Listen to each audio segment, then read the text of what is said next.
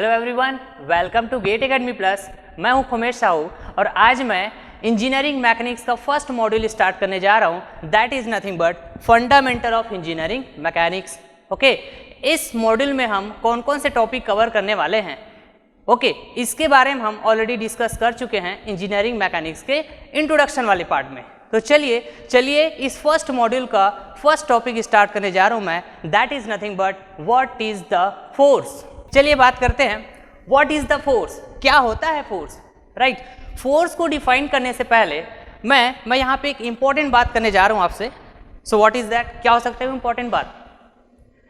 पूरे वर्ल्ड में फोर्स नाम की कोई चीज होती है, इसके बारे में फर्स्ट इंफॉर्मेशन यदि किसी ने दिया तो वह है sir Isaac Newton, right. Sir Isaac Newton ही वह फर्स्ट पर्सन रहे हैं जिन्होंने प्रेजेंट ऑफ फोर्स के बारे में बताया कि पूरे वर्ल्ड में फोर्स कहाँ प्रेजेंट हो सकते हैं, राइट। और फोर्स के पूरे इंफॉर्मेशन देने के लिए इन्होंने 3 डिफरेंट लॉस के बारे में भी बात किए, जिनको आज हम Newton's first law of motion, Newton's second law of motion and Newton's third law of motion के नाम से भी जानते हैं, राइट। क्या होता है न्यूटन्स लॉ ऑफ मोशन और क्या होते हैं उनकी 3 डिफरेंट लॉज के एक्चुअल स्टेटमेंट्स, इसके बारे में डिस्कस करूंगा, डिटेल से बात करूंगा, but just after the discussion of force, right. तो जैसे ही हमें फोर्स की इंफॉर्मेशन मिली तो हमें यह समझ में आया कि फोर्स एक ऐसा एक्सटर्नल एजेंसी होता है जो किसी भी बॉडी के स्टेट को चेंज कर सकता है। कैसे, तो चलिए बात करते हैं, डिफाइन करते हैं फोर्स को, यहां से चीजें आपको क्लियर होती जाएगी, right. Force is an external agency, force is an external agency, right, that change the state of body. There are 3 possibilities to change the state of body, right. First is, यहां पे आप देखेंगे, first is rest to motion,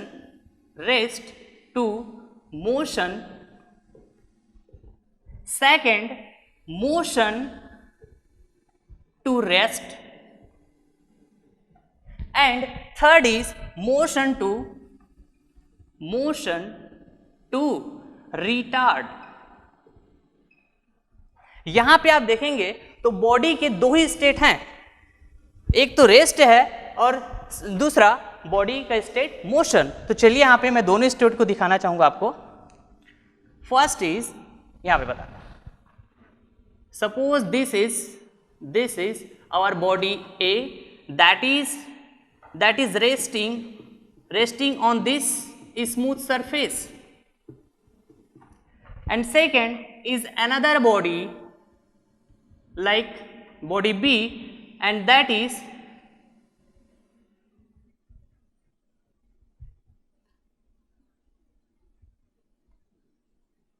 moving on this smooth surface. This is in motion, right. तो force एक ऐसा external agency होता है जो किसी भी बॉडी के स्टेट को चेंज कर सकता है। If the body is at rest then rest to motion, और जब बॉडी मोशन में होंगे तो मैं इस मूविंग बॉडी में फोर्स अप्लाई करके इस मोशन जो बॉडी स्टेट में है, मोशन स्टेट में, इसमें मैं 2 तरह के इफेक्ट ला सकता हूं। फर्स्ट, या तो मैं इस मूविंग बॉडी में फोर्स अप्लाई करके इसके मोशन को पूरे की पूरे स्टॉप कर दूं, that means motion to rest, right. या तो सेकेंड चीज, या तो मैं इस मूविंग बॉडी के मोशन को पूरे के पूरे स्टॉप ना करके उसके मोशन को कम कर दूं, that is called retardation. And उसी रिटार्डेशन से वर्ड आया हुआ है रिटार्ड। रिटार्ड का सिंपली मीनिंग होगा बॉडी के मोशन को कम करना, that is called retard. Okay, अब यहाँ पे एक क्वेश्चन है मेरा आपके लिए, राइट। मैं चाहता हूं कि फोर्स को फुल्ली डिफाइन करूं, ऐसे फुल्ली डिफाइन करूं तो क्या क्या इतना सा बोल पाना कि फोर्स एक एक्सटर्नल एजेंसी होता है जो किसी बॉडी के स्टेट को चेंज कर सकता है, क्या इतना सा कह के हम ये बोल पाएंगे क्या कि हमने फोर्स को फुल्ली डिफाइन कर दिया?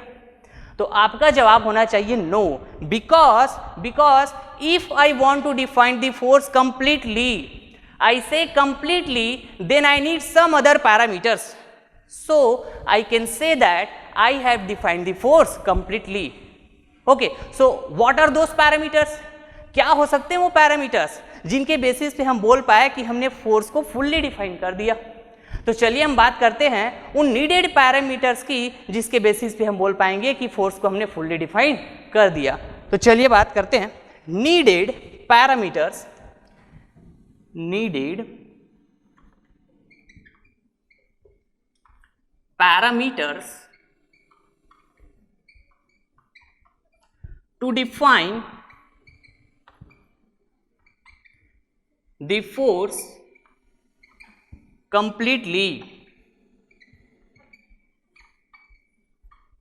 Okay, so there are three needed parameters. There are three needed parameters. क्या क्या हो सकते हैं? First parameter is magnitude, second is direction, and third is point of application. Okay, तो चलिए बात करते हैं हम लोग क्या होता है फोर्स का मैग्नीट्यूड, क्या होता है फोर्स का डायरेक्शन और क्या होता है फोर्स का पॉइंट ऑफ एप्लीकेशन. तो सपोज यहां पे फिर से मैं सपोज करता हूं, suppose this is again our body, this is the body that is initially at rest state में या बॉडी. ओके, और जैसे कि हम ऑलरेडी जान चुके हैं कि फोर्स एक ऐसा एक्सटर्नल एजेंसी होता है ना, जो किसी भी बॉडी की स्टेट को चेंज कर सकता है, राइट. सपोज मैं इस बॉडी जो रेस्ट में है, रेस्ट स्टेट में है, इसकी स्टेट को मैं चेंज करना चाहता हूं, तो I need some external agency that is nothing but force. तो चलिए मैं यहां पे फोर्स अप्लाई कर देता हूं. इस बॉडी में मैंने फोर्स अप्लाई कर दिया. तो देखिए ध्यान से समझिएगा, जब मैं इस बॉडी के रेस्ट स्टेट को, है ना, जो बॉडी रेस्ट स्टेट में है, इसके स्टेट को चेंज करने जाऊंगा तो उसके लिए मैं फोर्स अप्लाई करूंगा. तो before applying the force apply करने से पहले मुझे इस बात की जानकारी होना चाहिए कि मैं इस बॉडी में कितना फोर्स लगाऊं, कितने अमाउंट का फोर्स लगाऊं, सो that this body will change their state, So that amount of force is nothing but magnitude of the force. This is the first needed parameter. Okay, now suppose मैं इस body को, इसी body को जो rest state में है, इसको मैं मोशन में लाना चाह रहा हूं. किस में लाना चाह रहा हूं? मोशन में लाना चाह रहा हूं. तो जब बॉडी जो रेस्ट स्टेट में होंगे जब भी, ओके, तो उसको मोशन में आने के लिए बॉडी को डिस्प्लेस होना चाहिए, राइट. बॉडी को डिस्प्लेस होना पड़ेगा मोशन में आने के लिए, राइट. तो इस फोर्स को अप्लाई करने से पहले मुझे इस बात की भी जानकारी होना चाहिए कि मैं इस बॉडी को किस दिशा में डिस्प्लेस करूं, so that this body will change their state from rest to motion. और जिस दिशा में, जिस डायरेक्शन में मेरे को डिस्प्लेसमेंट चाहिए होगा, राइट, उसी डायरेक्शन में मैं फोर्स अप्लाई करूंगा क्या? Okay, so second needed parameter is nothing but direction of the force. Now third needed parameter की बात करता हूं, that is nothing but point of application, and this is the most important needed parameters for the force. Okay, जब मैं इस body की state को change करने जाऊंगा, ओके, तो मेरे को फोर्स का लोकेशन पता होना चाहिए कि उस बॉडी में मैं फोर्स को कहां पे अप्लाई करूंगा, किस पॉइंट पे अप्लाई करूंगा, so that this body will change their state from rest to motion, and that point is nothing but point of application. This is the third needed parameter, and point of application is nothing but the point at which the force is acting. Okay, so this is all about the force. और इस तरह से जब आप force को define करते हैं, right, तो आप बिल्कुल बोल पाएंगे कि आपने फोर्स को फुल्ली डिफाइन कर दिया, राइट। तो चलिए नेक्स्ट मैं बात करता हूं फिजिकल क्वांटिटी, इसी फोर्स के अंदर आएगा physical quantity.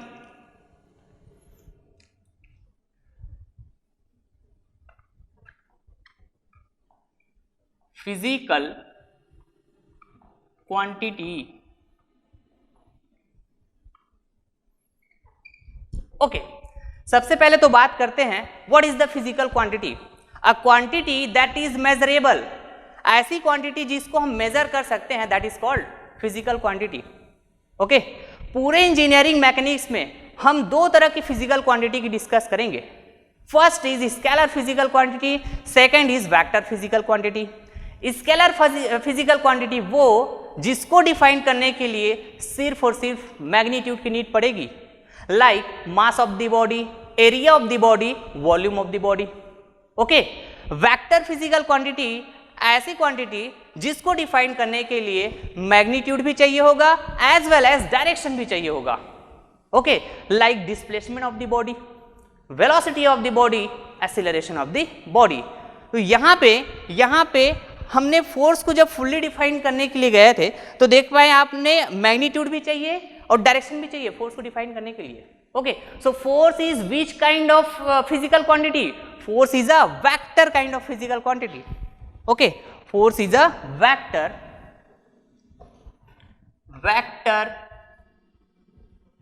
Physical quantity. Okay, and if I denote the force by capital F, then I can write the force F vector. And always remember, पूरे इंजीनियरिंग मैकेनिक्स में जब भी मैं किसी भी फिजिकल क्वांटिटी के साथ एरो का साइन लेता हूं लाइक दिस, तो आपको वहां पे समझना होगा कि that physical quantity is nothing but vector kind of physical quantity. Always remember, right.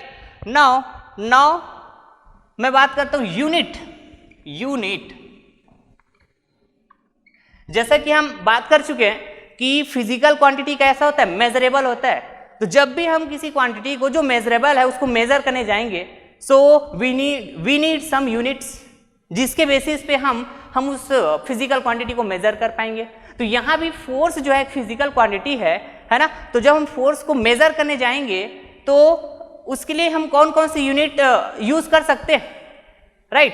तो यहाँ पे सिस्टम ऑफ यूनिट्स की बात करेंगे और मैं मान के चलता हूँ कि आपको सिस्टम ऑफ यूनिट्स जो है पता है, क्योंकि आप स्कूल से पढ़ते आ रहे हो, बचपन से पढ़ते आ रहे हो फिजिक्स में, right. SI unit, SI system of unit, MKS system of unit, CGS system of unit. ये 3 टाइप्स के ऐसे सिस्टम ऑफ यूनिट्स होते हैं जिससे हम किसी फिजिकल क्वांटिटी को मेजर करते हैं। ओके, तो चलिए हम ये तीनों की तीनों सिस्टम ऑफ यूनिट्स में फोर्स को हम कैसे मेजर करेंगे, क्या क्या यूनिट्स हो सकते हैं फोर्स के, तो बात करते हैं। ओके, यदि चलिए तीनों की तीनों पैरामीटर में बात करते हैं हम लोग।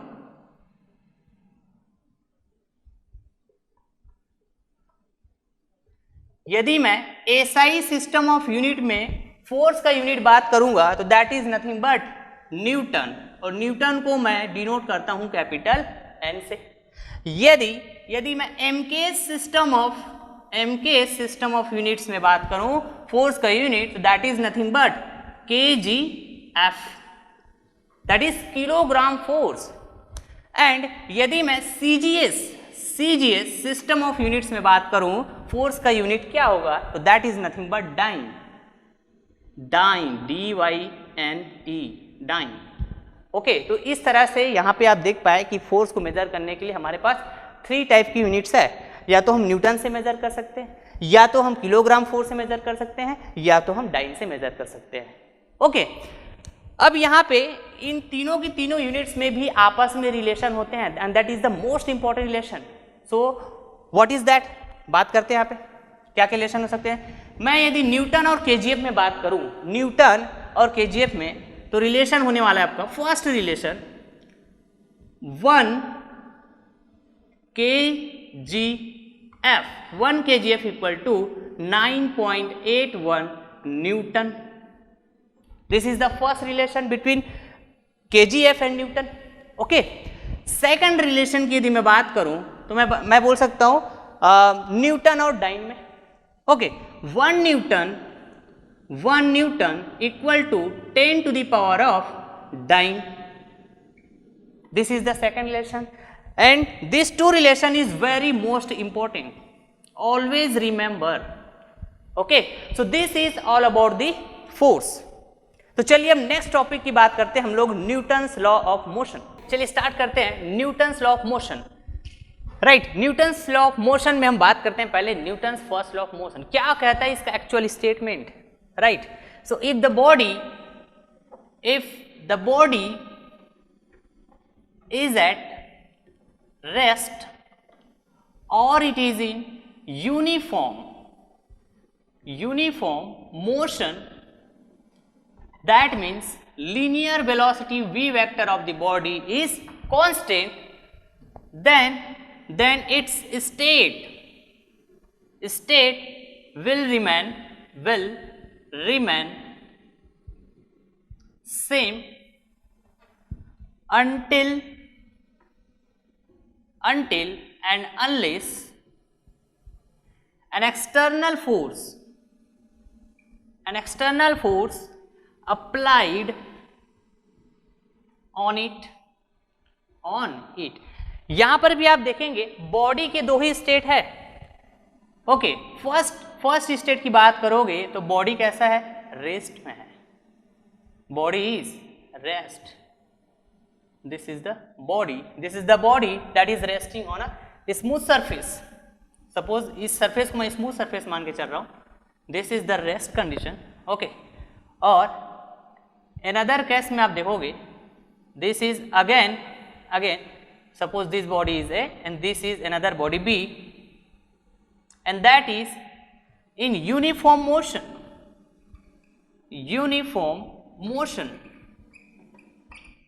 That means linear velocity of the body is constant. क्या कहता है Newton's first law of motion का स्टेटमेंट? क्या कहता है, if the body is at rest और यूनिफॉर्म मोशन. ओके, जब भी कोई बॉडी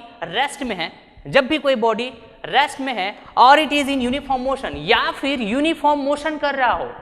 सबसे पहले तो यूनिफॉर्म मोशन का मतलब समझिए.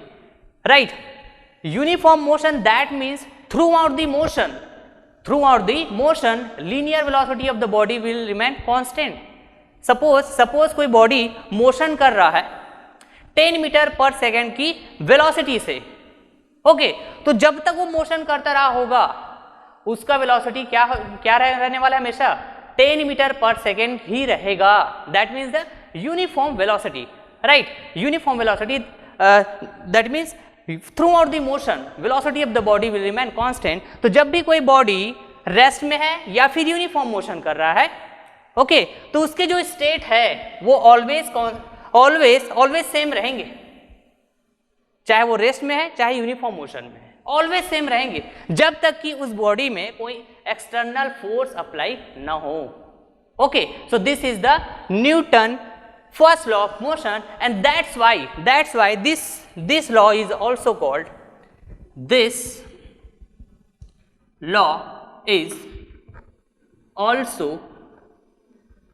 called law of inertia. And inertia के यदि आप मीनिंग देखोगे, inertia is nothing but physical power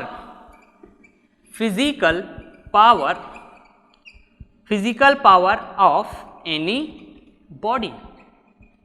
okay, inertia एक ऐसा फिजिकल पावर होता है, राइट, जो हर किसी बॉडी में मौजूद रहता है, हर किसी बॉडी में. ओके, और इसी इनर्शिया के कारण, इसी फिजिकल पावर के कारण हर एक बॉडी का खुद का अपना एक स्टेट होता है, जिस स्टेट में वो बना रहना चाहता है. राइट जब तक कि उसमें कोई डिस्टरबेंस ना दिया जाए, जब तक कि उसमें कोई एक्सटर्नल एजेंसी ना दिया जाए, तब तक कि वो अपनी स्टेट में बना रहना चाहता है, इसी फिजिकल पावर के कारण, दैट मीन्स इनर्शिया के कारण, राइट इसीलिए Newton's first law of motion को लॉ ऑफ इनर्शिया के नाम से भी जानते हैं. सो this is all about the Newton's first law of motion. Okay, अब यहाँ पे यदि आप केयर किए होंगे तो ये जो Newton's first law of motion है एक्चुअल में क्या इंफॉर्मेशन देता है. So this Newton's first law of motion actually informs the present of force in the world, present of force in the world, कि वर्ल्ड में फोर्स कहाँ कहाँ हो सकते हैं, इस चीज की इंफॉर्मेशन देती है Newton's first law of motion. कैसे? कहीं भी बॉडी रेस्ट में है, सपोज रेस्ट स्टेट में है, आप चाह रहे हो कि आप उसके रेस्ट स्टेट को चेंज करना है, राइट तो आपको एक्सटर्नल एजेंसी नीड पड़ेगी. जैसे ही एक्सटर्नल एजेंसी वहां पे अप्लाई किया, so that external agency is nothing but force, so force is present there. Uniform motion कर रहा हो बॉडी, तो उस यूनिफॉर्म मोशन स्टेट को चेंज करने जाओगे, राइट तो you need some external agency and that external agency is nothing but force. So force is present there. So इस तरह से ये जो Newton's first law of motion है वो इस बात की इंफॉर्मेशन देती है कि फोर्स जो है कहाँ प्रेजेंट हो सकते हैं इस पूरे वर्ल्ड में, right. So this is the Newton's first law of motion. So आगे हम बात करते हैं Newton's second law of motion. क्या कहता है Newton's second law of motion? चलिए बात करते हैं.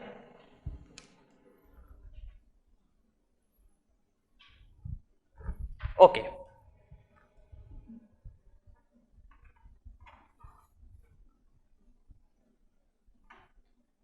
Second law, that means Newton second law of motion. क्या कहता है Newton second law of motion?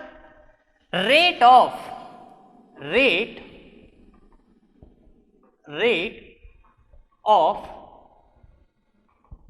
change of linear momentum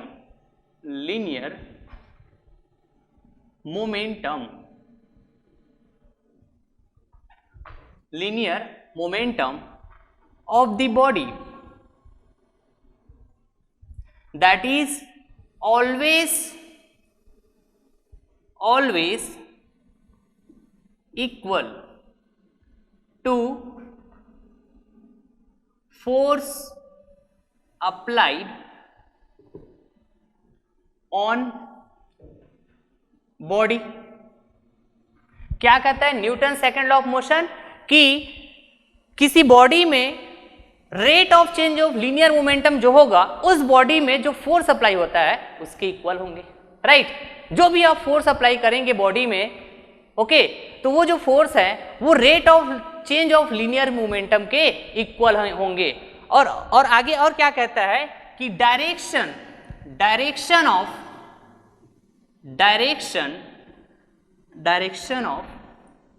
change in linear momentum,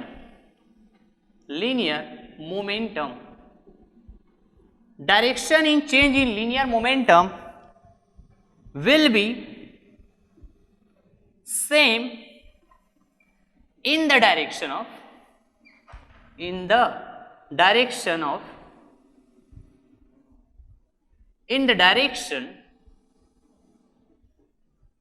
of force.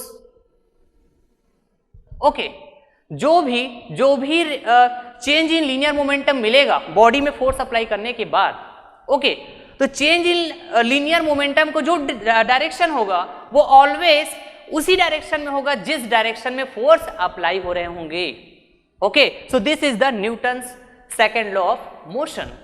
तो चलिए यहाँ पे अब इसको हम लोग है ना डेरिवेशन के थ्रू समझने की कोशिश करते हैं. यहाँ पे देखोगे ये जो फोर्स है, ओके फोर्स, आप जो है फोर्स क्या होता है उसके बारे में अच्छे से समझ चुके हैं. यहां पे एक नई टर्म आई हुई है linear momentum. So what is the linear momentum? चलिए सबसे पहले इसकी बात करते हैं. Suppose this is the body. Suppose this is the body of having mass m and moving with linear velocity v vector, and if I denote the linear momentum, if I denote the linear momentum by p vector, if I denote the linear momentum by p vector, then p vector will be equal to m into v vector. This is the linear momentum. Okay, this is the linear momentum. यदि मैं rate of change of linear momentum बताना चाहूं तो कैसे करना पड़ेगा मेरे को? ये जो लीनियर मोमेंटम p है इसको डिफरेंशिएट करना पड़ेगा विथ रेस्पेक्ट टू टाइम. तो चलिए बात करते हैं change in linear momentum. Okay, so dp vector divided by dt differentiate करते हैं तो यहां पे आप देखेंगे जो लीनियर मोमेंटम है दो फिजिकल क्वांटिटी का फंक्शन है, mass and linear velocity. Okay, तो जब मैं इसको डिफरेंशिएट करने जाऊंगा तो पार्ट बाय पार्ट डिफरेंशिएट करूंगा. ओके, मास को कांस्टेंट रखा, वेलोसिटी को डिफरेंशिएट किया with respect to time, plus velocity को कांस्टेंट रखा, मास को डिफरेंशिएट किया with respect to time. So this is the linear change in linear momentum, change in linear momentum. And if I denote the force, if I denote the force by F vector, then I can write according to Newton's second law of motion, force is equal to rate of change of linear momentum, and rate of change of linear momentum is nothing but m dv vector divided by dt, dv vector divided by dt plus v vector dm by dt. So this is the general expression for the force according to Newton's second law of motion. This is the general expression, or you can say equation of force according to Newton's second law. Okay, तो चलिए अब यहाँ पे हम different cases की बात करेंगे. Okay, और उन केसेस में हमारे पास डिफरेंट फोर्स के इक्वेशन मिलेंगे. तो चलिए बात करते हैं हम लोग फर्स्ट केस की बात करते हैं. Case number 1. जैसे कि आप देखेंगे इस जनरल एक्सप्रेशन में फोर्स का जो जनरल एक्सप्रेशन आया हुआ है according Newton second law of motion. Okay, ये जो फोर्स है ये मास एंड वेलोसिटी दो फिजिकल क्वांटिटी का फंक्शन है क्या? राइट. तो चलिए मैं फर्स्ट केस लेके चल रहा हूं. If the mass of the body is constant, if mass of the body is constant, then force equal to, then force equal to F vector equal to how much? जब body का mass constant हो जाएगा तो dm by dt change in mass with respect to time क्या हो जाएगा? 0 हो जाएगा.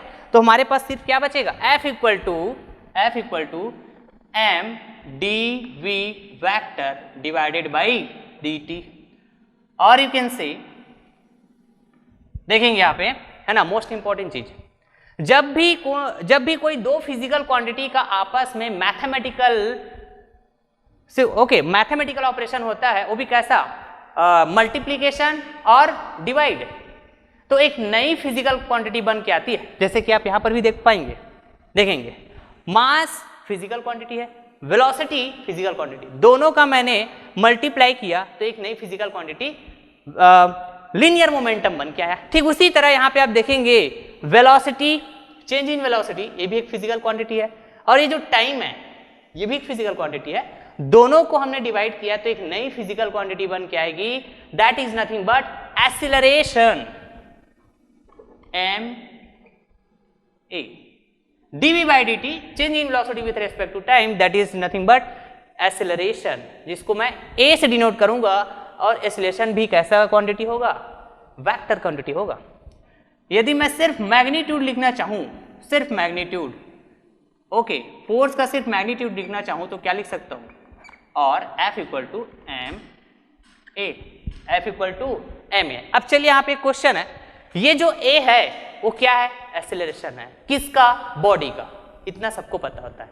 लेकिन एक्चुअली में जो ये A है वो बॉडी के सेंटर ऑफ मास का एक्सेलरेशन होता है। Always remember this A is nothing but ACM, that is acceleration of centre of mass of the body.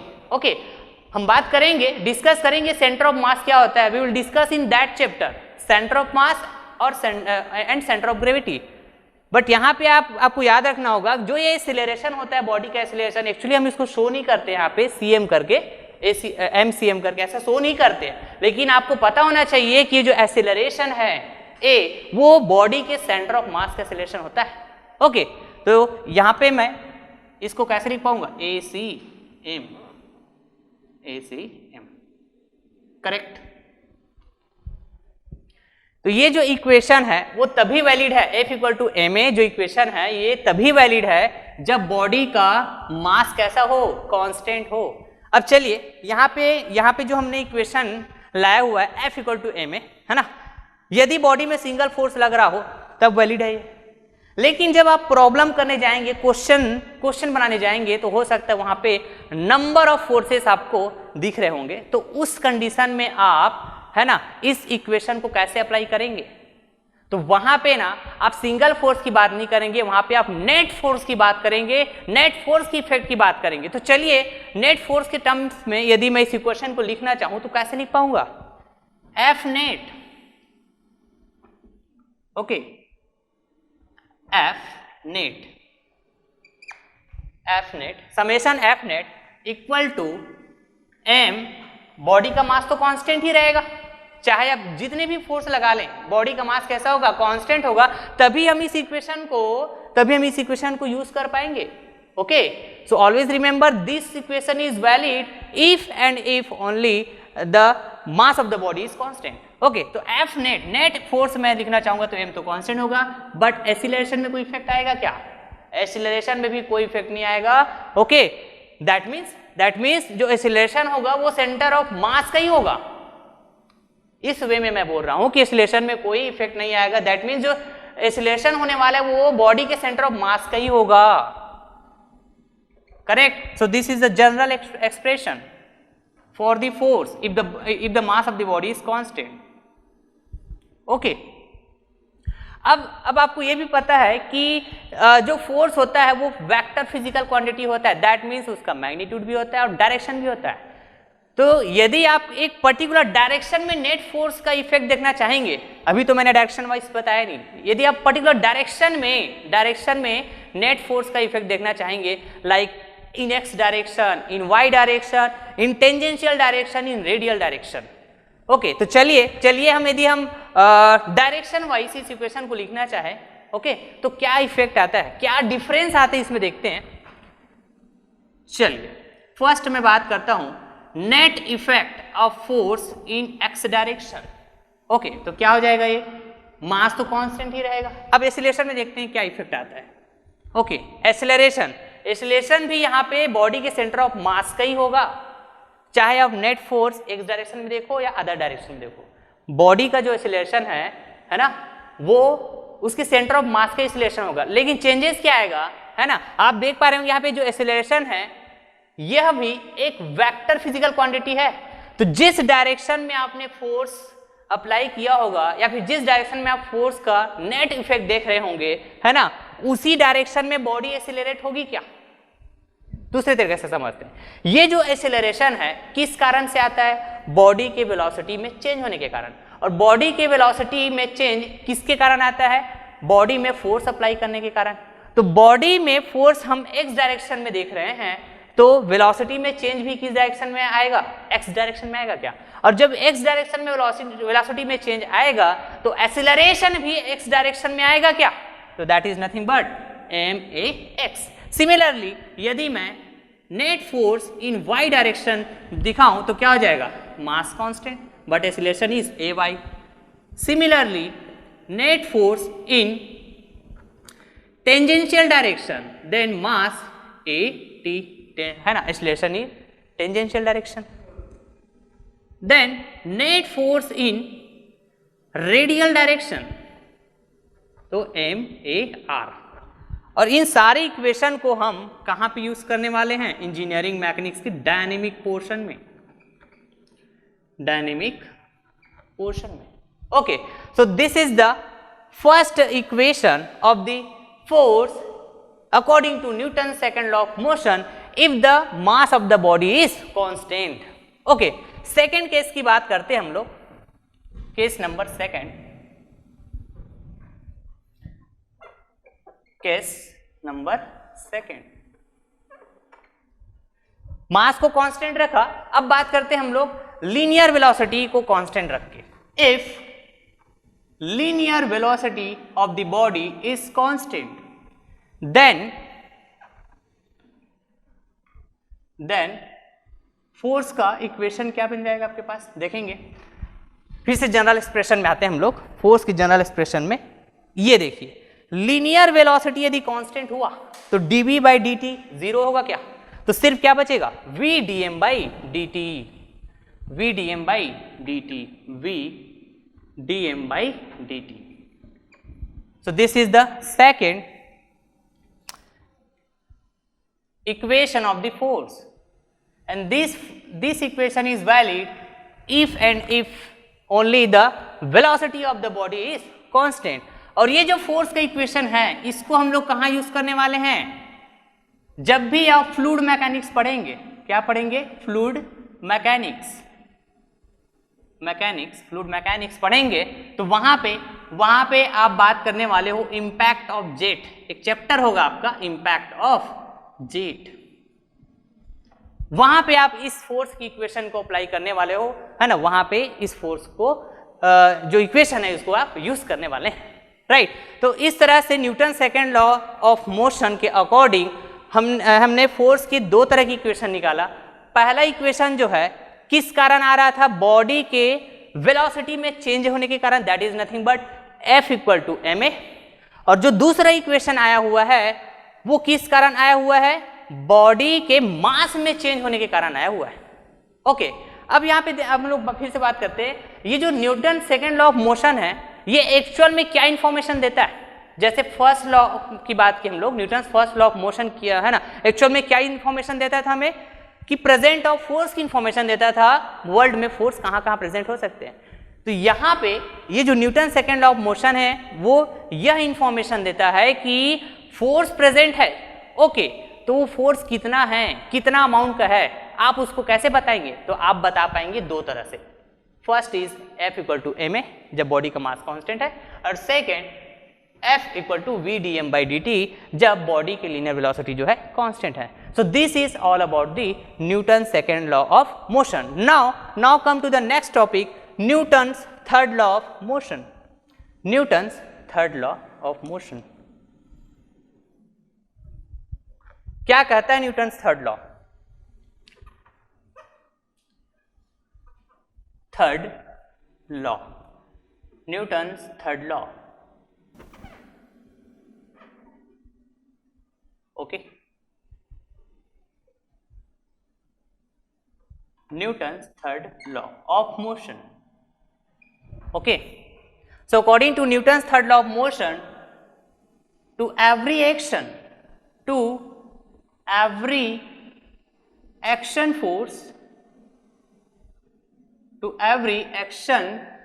force, there is an equal and opposite reaction force.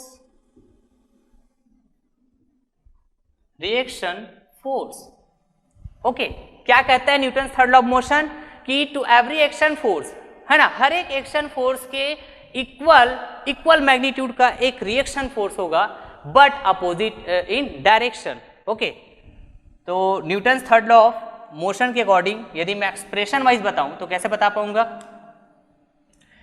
Action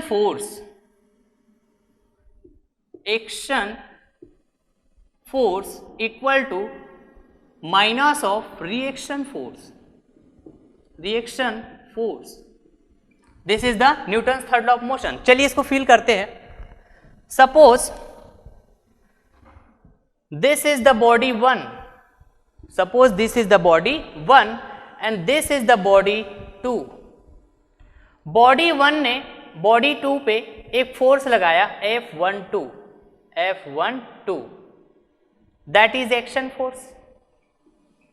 okay, जैसे ही body 1 ने body 2 पे F12 force apply किया, body 2 react करेगा और एक reaction force body 2 body 1 पे apply करेगी. That is F21 and this is reaction force. तो यहां पे क्या हो जाएगा? F12 action force minus of F21 reaction force. This is the Newton's third law of motion. Okay, and always remember both action and reaction forces are acting on different bodies.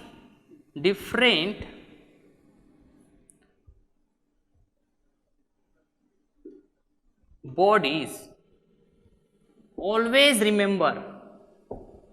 Okay, according to Newton third law of motion, action force के बराबर reaction force तो होगा opposite in direction में, but always remember both action and reaction forces are acting on different bodies. कभी भी action और reaction दोनों की दोनों फोर्स एक ही बॉडी में एक्ट नहीं करेंगे, वो हमेशा अलग अलग बॉडी में एक्ट करेंगे. सो this is all about the Newton's third law of motion. Okay, तो इस तरह से न्यूटन्स लॉ ऑफ मोशन होते हैं 3 टाइप्स के, है ना, जो जिसमें न्यूटन्स फर्स्ट लॉ जो है प्रेजेंट ऑफ फोर्स की इंफॉर्मेशन देता है. Newton second law of motion जो है ना, यदि फोर्स प्रेजेंट है तो कितना है, ओके, इस बात की इंफॉर्मेशन देती है. और न्यूटन जो थर्ड लॉ ऑफ मोशन है वह एक्शन फोर्स और रिएक्शन फोर्स की बात करती है. तो चलिए हम नेक्स्ट टॉपिक की बात करते हैं, principal of transmissibility of force. What is the principal of transmissibility of force? क्या होता है principal of transmissibility of force? चलिए बात करते हैं क्या कहता है ये. Okay, if the force acting on a rigid body, okay, at a point, if the force is acting on a rigid body at a point, then it can be transferred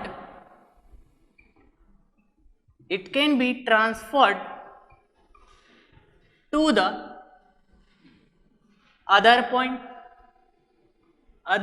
points on the same body,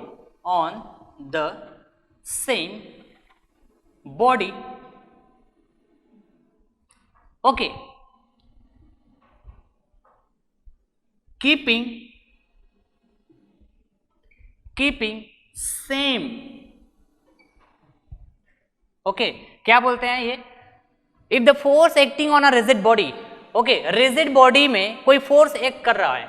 rigid body हम बात कर चुके हैं, क्या होता है rigid body, okay, हम अच्छे से समझ चुके हैं इंट्रोडक्शन वाले पार्ट में, याद कीजिए. Okay, force acting on a rigid body, जब भी किसी रिजिड बॉडी में फोर्स एक्ट कर रहे होंगे एट अ पॉइंट, एक पर्टिकुलर पॉइंट पे, ओके, तो उस फोर्स को इट कैन बी ट्रांसफर्ड, उस फोर्स को हम ट्रांसफर कर सकते हैं टू द अदर पॉइंट्स में. वो पॉइंट्स कहाँ पे होना चाहिए, अदर पॉइंट्स कहाँ पे होना चाहिए, ऑन द सेम बॉडी, उसी बॉडी के अदर पॉइंट्स में हम उस फोर्स को ट्रांसफर कर सकते हैं. But condition is that keeping same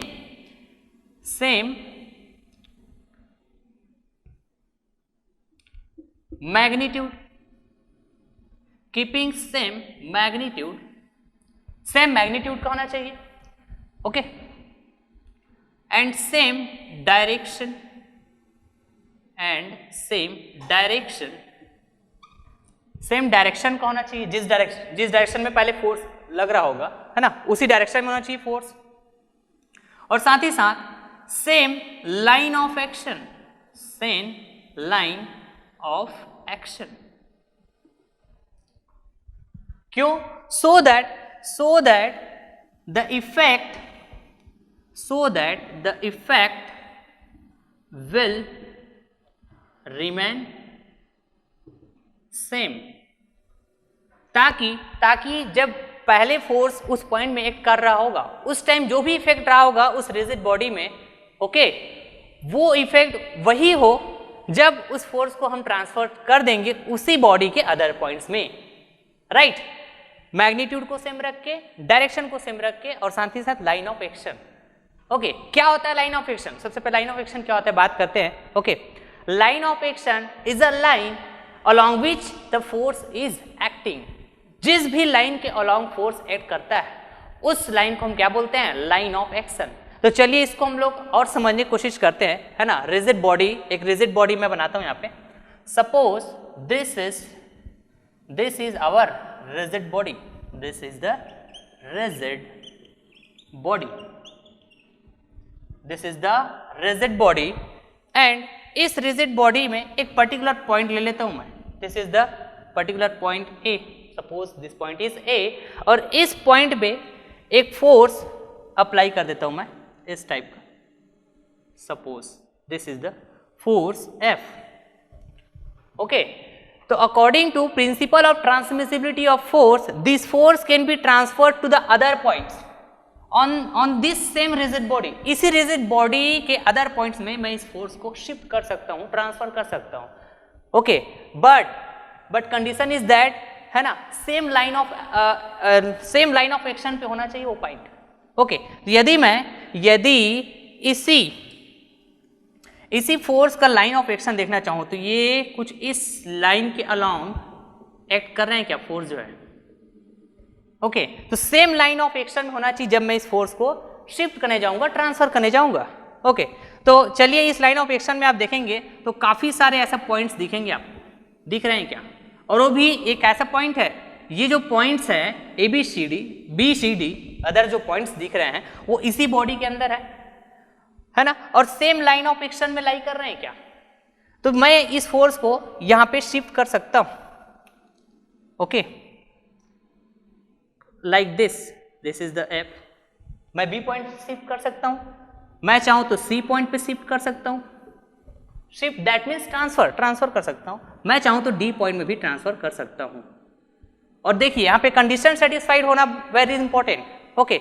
magnitude, suppose यहां पे एफ मैग्नीट्यूड का फोर्स लग रहा था तो यहां भी मैंने एफ मैग्नीट्यूड का फोर्स लगाया हुआ है। यदि सी में जाता हूं सी पॉइंट में तो यहां भी एफ का और यहां भी एफ का, डी पॉइंट में भी, राइट।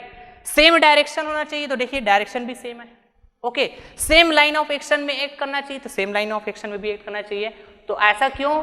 ताकि जब यहाँ पे ये जो फोर्स एक्ट कर रहा था पहले पॉइंट ए पे, तो इस पॉइंट ए पे इस फोर्स एफ के एक्ट करने से इस बॉडी में जो भी इफेक्ट आया होगा वो इफेक्ट सेम होना चाहिए जब हम इस फोर्स को ट्रांसफर करते हैं इसी बॉडी के अदर पॉइंट्स में। सो this is the principal of transmissibility of force. चलिए आपके लिए मैं यहाँ पे दो क्वेश्चंस लेके आया हुआ हूँ जो एसएससी जूनियर इंजीनियर का जो एग्जाम होता है, एसएससी जेईई 2014 में फ्रेम किया हुआ क्वेश्चन है, ये दोनों के दोनों, ओके। चलिए रीड करते हैं क्या पूछ रहे हैं क्वेश्चन में, correct. The quantity which is equal to rate of change of momentum is known as, ऐसा क्वांटिटी बताना है आपको। 4 ऑप्शंस दे के रखे हुए हैं, राइट, जो बॉडी के चेंज ऑफ मोमेंटम के इक्वल होते हैं, करेक्ट।